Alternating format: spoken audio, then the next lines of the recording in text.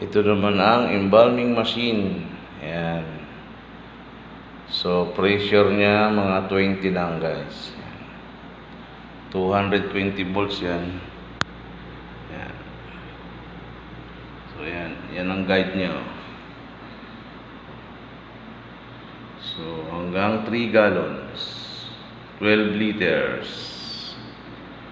So, pag ako tumitimpla nito, bali 3 litro na embalming solution hanggang 3 gallons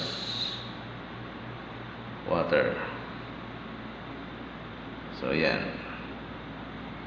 Depende na lang sa laki ng disease kung 2 gallons lang ang pwedeng gamitin. Ayan. Nasa sa inyo na yan. Kung naman ang pwedeng timplahin kung 2 or 3 galon siya.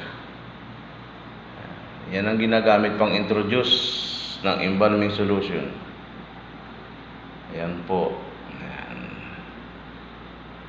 20 lang ang pressure niya. Para sakto-sakto lang ang lakas ng hangin niya. So makikita nyo naman pag pinigilan natin yung hose niya kung 20 siya. Ayan. Meron pa tayong ibang machine din. Ayan. Ayan. May isa pa tayo dito. Ayan. Ito naman ang suction machine. Ayan. Yung ginagamit yan pag mag-aspiration tayo guys. Walang limit yan kung anong hangin yan. Basta sakto na ang lakas niya. Sasaksak mo na lang. On and off lang siya. Ayan. So, ayan. Dire-diretso na yan. So, kayo na i-prepare ng hose niyan para sa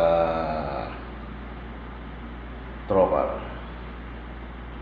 Ayan. Pero tayo-tayo lang tayo.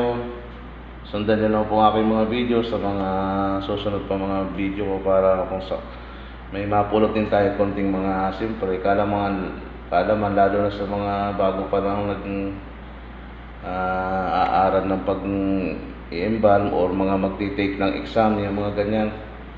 Marami kayong mapupulot din kaalaman dito. Sundan nyo lang po ang bawat video ko guys. Thank you very much. Thank you for watching.